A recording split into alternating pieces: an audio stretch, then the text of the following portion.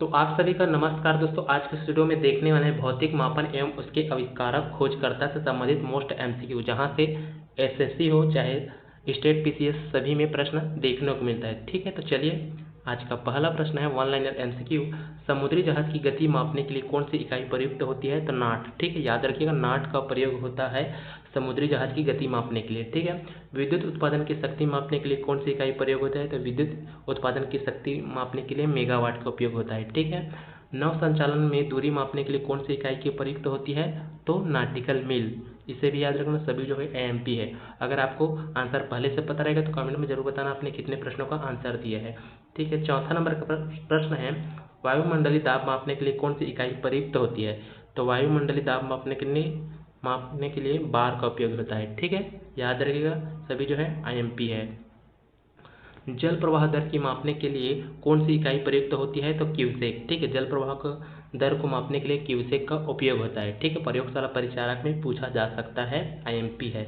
ठीक है, भूकंप की तीव्रता मापने के लिए कौन सी स्केल का प्रयुक्त होती है? तो भूकंप की तीव्रता मापने के लिए रिक्टर स्केल का प्रयोग होता है। ठीक है, ओजोन परत की मोटाई मापने के लिए कौन सी इकाई प्रयुक्त होती है? तो ओजोन परत की मोटाई मापने के लिए डाप्सन यूनिट का प्रयोग होता है। ठीक है, चलिए अगला प्रश्न है अति तीव्र गति, जैसे कि लड़ाकू विमान की गति मापने के लिए कौन सी इकाई प्रयुक्त होती है? तो मैक संख्या। ठीक है, अति तीव्र गति मापने के लिए जैसे कि लड़ाकू विमान हो गया, उसकी गति मापने के लिए मैक संख्या का उपयोग होता है। ठीक है, चलिए अगला है, पहला है उसी से संबंधित।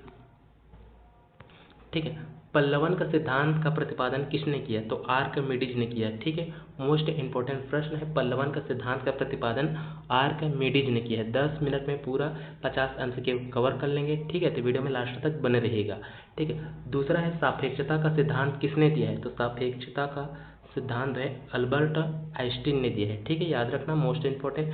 विद्युत धारा के तापीय प्रभाव का नियम किसने दिया है? तो विद्युत धारा के तापीय प्रभाव का नियम जो है जेम्स जूल ने दिया है। ठीक है, जेम्स जूल।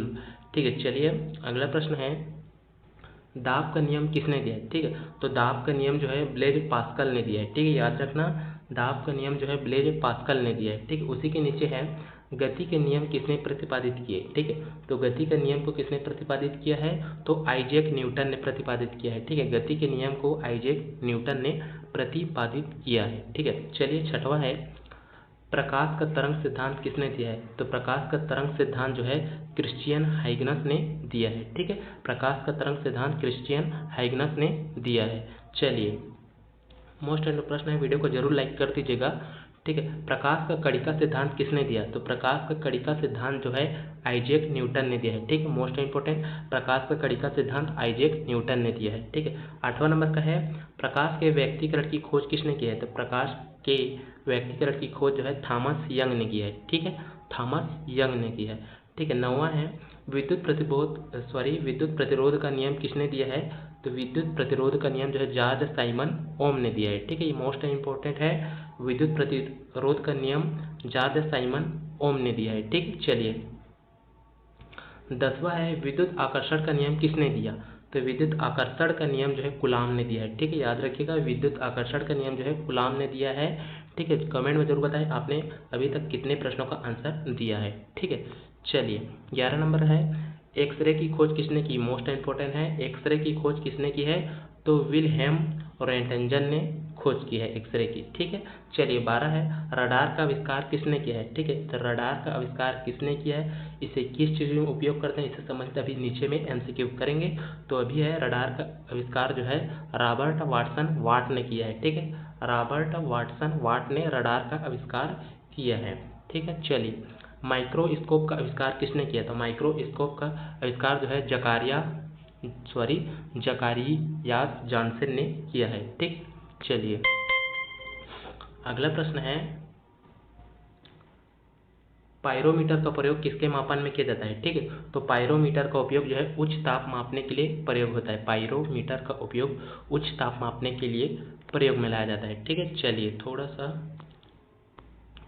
सेट कर लेते हैं प्रश्न को। 15 नंबर का प्रश्न है वायुमंडलीय दाब मापने के लिए कौन सी यंत्र का प्रयोग होता है? ठीक, तो वायुमंडलीय दाब मापने के लिए बैरोमीटर का प्रयोग होता है, बैरोमीटर का। ठीक है, चलिए उसी के नीचे है हवा, ठीक है। हवा में उपस्थित आर्द्रता मापने के लिए कौन सी यंत्र का उपयोग होता है? तो हाइग्रोमीटर, ठीक है। याद रखिएगा, हाइग्रोमीटर का प्रयोग होता है हवा में आर्द्रता मापने के लिए, ठीक है। चलिए 1 मिनट सेट कर लेता हूँ।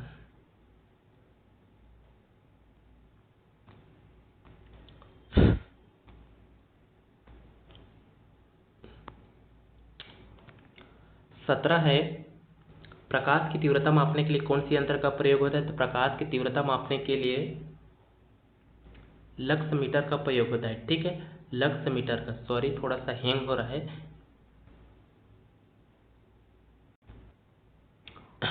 तो कहाँ पर थे? प्रकाश की तीव्रता मापने के लिए कौन सा यंत्र? तो लक्स मीटर, ठीक है। हैंग हो गया था इसलिए थोड़ा सा स्टॉप किया था, ठीक है। चलिए 18 नंबर का प्रश्न है, रडार का उपयोग किसके लिए किया जाता है? ठीक है, रडार का उपयोग जो है रेडियो तरंगों द्वारा वस्तुओं की स्थिति का पता लगाने के लिए किया जाता है, ठीक है। रडार का उपयोग जो है रेडियो तरंगों की द्वारा वस्तुओं की स्थिति का पता लगाने के लिए किया जाता है, ठीक है। 1 मिनट।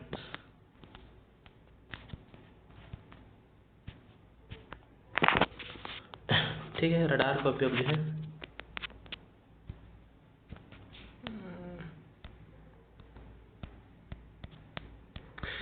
सॉरी हैंग हो रहा है यार,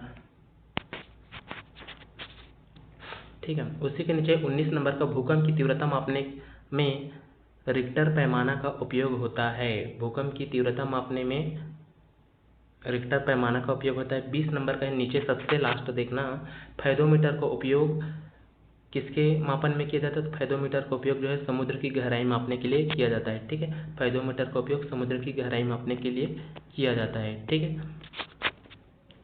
चलिए 10-11 प्रश्न और बचा है, मोस्ट इम्पोर्टेंट, ठीक है। पढ़िएगा, ट्रांजिस्टर का आविष्कारक किन वैज्ञानिकों ने किया है? तो ट्रांजिस्टर का आविष्कारक जो है जॉन बारिडन, वाल्टर ब्रिटेन और विलियम शैकले ने किया है ट्रांजिस्टर का आविष्कार, ठीक है। 3 वैज्ञानिक का नाम याद रखना। चलिए अगला प्रश्न है, थोड़ा सा सेट कर लेते हैं। मोस्ट इम्पोर्टेंट प्रश्न है, टेलीग्राफ का आविष्कार किसने किया है? तो सैमुअल मोर्स ने किया है, ठीक है। टेलीग्राफ का आविष्कार सैमुअल मोर्स ने किया है। कैलकुलेटर का आविष्कार किसने किया है? तो कैलकुलेटर का आविष्कार जो है ब्लेज पास्कल ने किया है, ठीक है। कैलकुलेटर का आविष्कार ब्लेज पास्कल ने किया है, ठीक है। विद्युत चुंबकीय प्रेरण के नियम किसने दिया? ठीक है, तो विद्युत चुंबकीय प्रेरण का नियम किसने दिया है? तो माइकल फैराडे ने दिया है, ठीक है। 18 नंबर का है, ऑप्टिकल फाइबर के विकास से संबंधित वैज्ञानिक कौन है? ठीक है, तो ऑप्टिकल फाइबर से संबंधित वैज्ञानिक कौन है? तो चार्ल्स के काओ ने, ठीक है, चार्ल्स के काओ। 19 नंबर का है, रेडियो के आविष्कारक किसने किया? ठीक है, सॉरी रेडियो का आविष्कार किसने किया है? तो किसने किया है रेडियो का आविष्कार? तो गुगली एल्मो, ठीक है, गुगली एल्मो मार्कोनी ने किया है, ठीक है। चलिए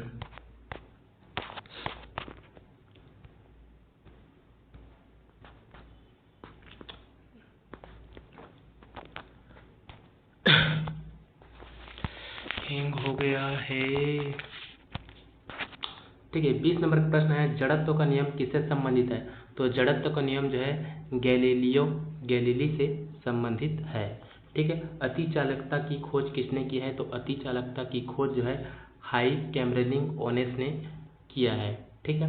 बैरोमीटर का आविष्कार किसने किया है? तो बैरोमीटर का आविष्कार जो है एवेंजेलिस्ता टॉरिसेली ने किया है, ठीक है। एवेंजेलिस्ता टॉरिसेली ने बैरोमीटर का प्रयोग किया है। बैरोमीटर का जो है प्रयोग किस चीज़ को मापने के लिए उपयोग होता है, इसको आप कमेंट में ज़रूर बताना, ठीक है। 23 नंबर का प्रश्न है, केस्कोग्राफ का आविष्कार किसने किया है? तो केस्कोग्राफ का आविष्कार जो है जगदीश चंद्र बोस ने किया है, ठीक है। केस्कोग्राफ का आविष्कार जगदीश चंद्र बोस ने किया है, ठीक है। चलिए अगला प्रश्न है,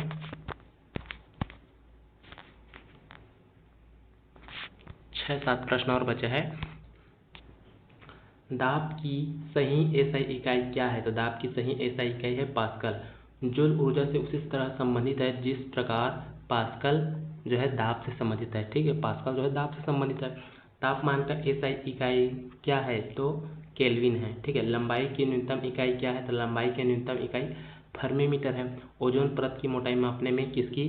तो डाप्सन का प्रयोग होता है, ठीक है। चलिए 3 प्रश्न, लास्ट 3 प्रश्न है। वीडियो को जरूर लाइक कर दीजिएगा अगर वीडियो अच्छा लगा होगा तो। ओजोन परत की मोटाई मापने के लिए डाप्सन का प्रयोग।